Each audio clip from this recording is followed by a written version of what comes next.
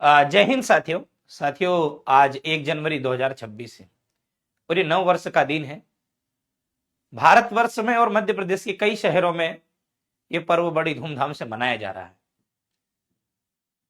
पर इंदौर जैसे शहर में जो घटना घटित हुई है, मुझे नहीं लगता कि वहां पर हमें नव वर्ष का उत्सव देखने को मिले और होना भी नहीं चाहिए।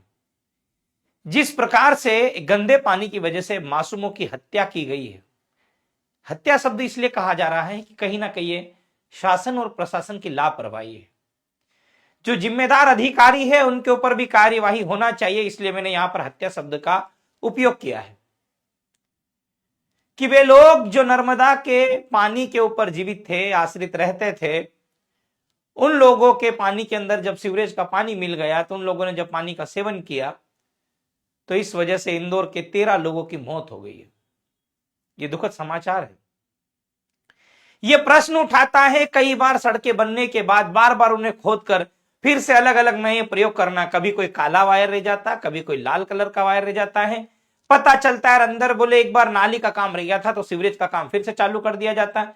फिर पता चला यार 4 इंची पाइप की जगह 8 इंची पाइप डालना था तो फिर उसको खोदा जाता है। फिर पता चला 8 इंची की जगह 12 इंची 16 इंची करके एक एक सड़क का कम से कम 15 से 20 बार पोस्टमार्टम होता है। और उसी की लापरवाही से जब वहां पर भागीरथपुरा में एक रोड और सीवरेज जब वहां पर थी तो वहां पर जब उनको खोदा गया तो उसमें लीकेज हो गया। लीकेज होने के बाद में गंदा पानी उसके अंदर घुसे जा रहा है और यह ठेका दिया था आज से लगभग 6 साल पहले और काम अब पूरा हुआ। तो मुझे लगता है कि एक विकास की सही परिभाषा यहां पर हमें देखने को मिलती है कि जो टेंडर 6 साल पहले हुआ था वो अभी यहां पर अब कंप्लीट होता हुआ नजर आता है और उसके अंदर भी लगभग 2500 लोग एडमिट है, 2500 लोग। और मौत का आंकड़ा अभी आया है कितने लोगों का? 13 लोगों का। और यह आंकड़ा धीरे धीरे बढ़ता जाएगा। अब इस बीच जब कोई पत्रकार जाता है और जिम्मेदार लोगों से प्रश्न पूछता है तो वहां पर पत्रकारों से अभद्र भाषा का प्रयोग किया जाता है। एक महिला है जो अपने पिताजी के मरने के बाद कुछ बातें बताती है, तो एक व्यक्ति है जो खैनी खाता हुआ बड़ा मुस्कुराता है, नमकीन खाता हुआ, वहां का नेता माना जाता है। तो कई प्रश्न ऐसे ही कि क्या इंदौर के अंदर और अच्छी सुविधाएं नहीं हो सकती थी? कि अगर हम बात कर रहे हैं इंदौर के अंदर मेट्रो ट्रेन चलाने की बात कर रहे हैं, हम सब जगह पहुंच गए हैं, पर क्या हम बुनियादी ढांचे को मजबूत कर पाए? एक हृदय विदारक घटना यह हुई कि एक 5 माह का बच्चा भी उस मौत के घाट चढ़ गया है। एक मां अपना दूध निकालती है, दूध निकालने के बाद उसमें थोड़ा पानी मिलाया ताकि बच्चा जब पतला दूध रहेगा पानी वाला तो पचा पाएगा, पर उस मां को यह नहीं पता था वो पानी नहीं, वो जहर है।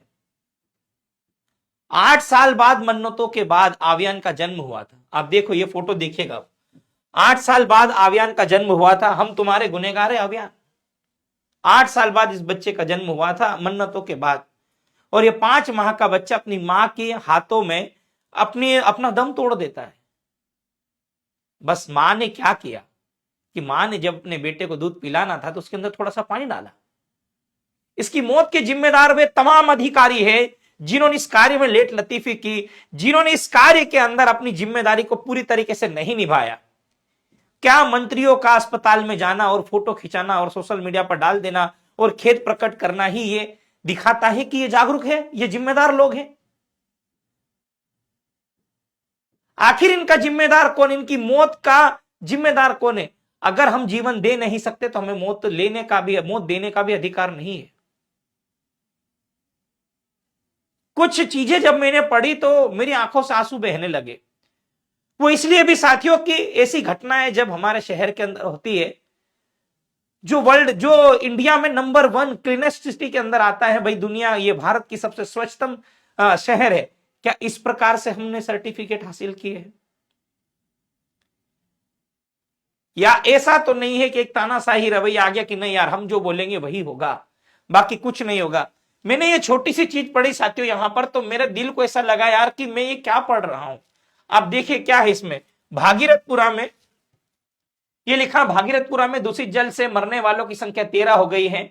इनमें 5 महीने का अभियान भी शामिल है, जिसे उसकी मां दूध में यह सोचकर पानी मिलाकर पिलाती थी कि पचाने में आसानी रहेगी। मां को क्या पता था कि यह पानी ही उस बच्चे के लिए जहर बन जाएगा। अभियान की तबीयत बिगड़ी और अस्पताल ले जाते समय उसकी हाथों में ही मौत हो गई।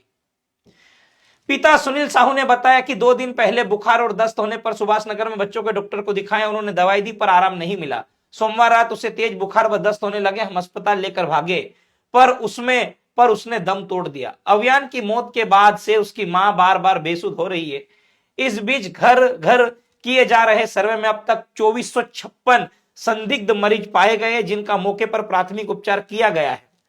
देर शाम मुख्यमंत्री डॉक्टर मोहन यादव भी अस्पताल पहुंचे। बेटे से मिलने आई मां भी नहीं रही, बेटे की तबीयत लेने आई थी, तबीयत पूछने आई थी मां, वो भी नहीं रही।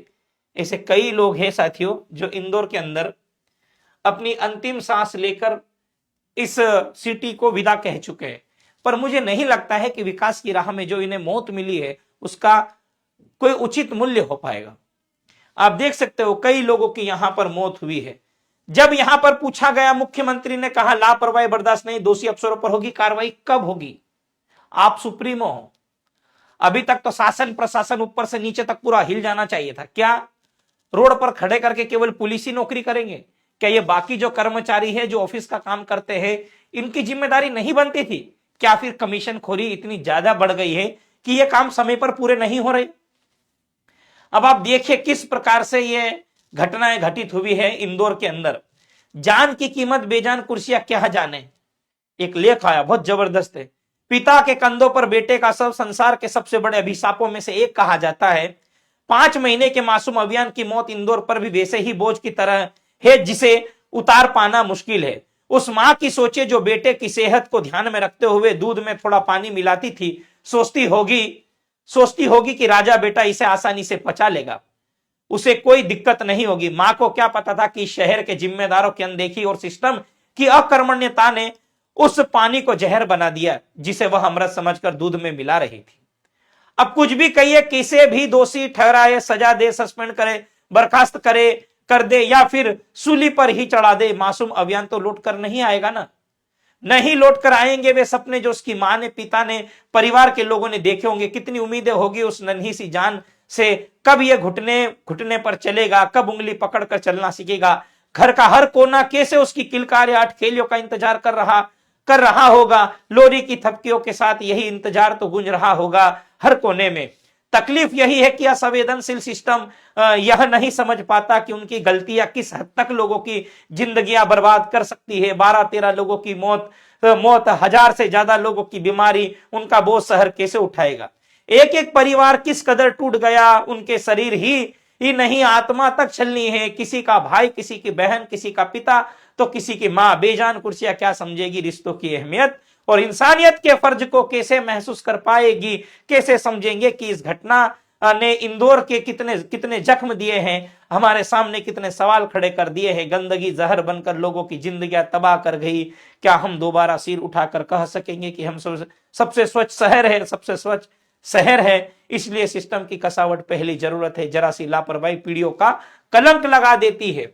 आप देखिए यहां पर ये किस प्रकार से आप देख सकते हो, यहां पर ये भी है लापरवाही। 2019 में निकाले थे टेंडर लेकिन कागजों से आगे नहीं बढ़े। क्या जिन कर्मचारियों ने इसमें अड़ंगा लगाया है उनके ऊपर भी कार्रवाई होगी साथियों? ये दर्द है। जब यहां पर एक महिला जब उस नेता से मिलती है तो नेता के सामने अपनी बात रखती है तो नेताजी का जो बयान है, नेताजी का बयान भी सुनिए। नेताजी क्या कहना चाहते हैं? नेताजी अपनी बात बस केवल कहना चाहते हैं, बाकी कुछ नहीं। भाई जो सुनना चाहेगा वो सुनेगा, जो नहीं सुनना चाहेगा नहीं सुनेगा। क्योंकि ये तानाशाही जो रवैया चल रहा है साथियों गलत है। क्यों गड्ढे खदवाए, क्यों वहाँ लेटरिन का पानी गया, हम तो यही चाहते हैं। क्यों नहीं तुमने ध्यान दिया? सब लोगों की मौतें हो रही है। ये गड्ढे खुदवाना तुमको क्या जरूरी था? जब करवाना था तो आपको शुरू से करवाना था। ये गड्ढे खुदवाए बेशर्मों की तरह हंस रहे हैं। पानी तुमने टंकी के अंदर घुसा दिया। क्या तुम तो बहस करके छूट जाओगे। आप क्यों नहीं कर? तुम तो कुछ नहीं कर सकते हो। जब एक बेटी अपने पिता की मौत के बाद एक मंत्री जी से बात करती है तो एक कोई नेता है, वो बढ़िया नमकीन खाए जाते हैं और हंसते और मुस्कुराते रहते हैं। तो मुझे ये लगता है यार कि लोगों में जागरूकता कब आएगी, ऐसे संवेदनशील मुद्दों पर कब होगा? जब एक पत्रकार ने एक मंत्री से सवाल पूछा कि उनका कुछ सिस्टम के बारे में पूछा तो वहां पर भी अपशब्द बोल दिए गए हैं। और एक उनके जो पार्षद महोदय वो तो लड़ने लग गए, बोले हमारे मंत्री जी का हम अपमान नहीं सहेंगे। भाई आप देखिए, ये इस इंदौर का अपमान है, किसी मंत्री का अपमान नहीं है। तो मुझे लगता है साथियों कि इंदौर में जो घटना घटित हुई है वो पूरी हृदय विदारक है साथियों। अभियान जैसे कई बच्चे, कई मासूमों की जान जिन लोगों ने ली है, उसके ऊपर सख्त कार्रवाई होना चाहिए। क्या होगी कार्रवाई के नाम पर? आप सस्पेंड करोगे, बर्खास्त करोगे, कुछ समय पेमेंट रोक दोगे। सत्ता में इतने चाटुकार लोग बैठे हैं कि पैसा देकर सारा सिस्टम जमा लिया जाता है। और इस दौर में भी अगर हम नहीं बोल पाए तो मुझे लगता है साथियों कि हमसे ज्यादा गूंगा बहरा इस दुनिया में कोई पैदा नहीं हुआ है। और अगर हम आंखों के सामने अगर देखकर भी नहीं बोल पाते तो मुझे लगता है कि हमें हमारे कानों को और आंखों का उपयोग करना जीवन में छोड़ देना चाहिए। उम्मीद है आपको ये वीडियो अच्छा लगेगा। वीडियो लगे तो ज्यादा से ज्यादा शेयर कीजिएगा ताकि उन लोगों तक पहुंच सके जिन्हें न्याय की उम्मीद है। धन्यवाद। जय हिंद, जय भारत दोस्तों।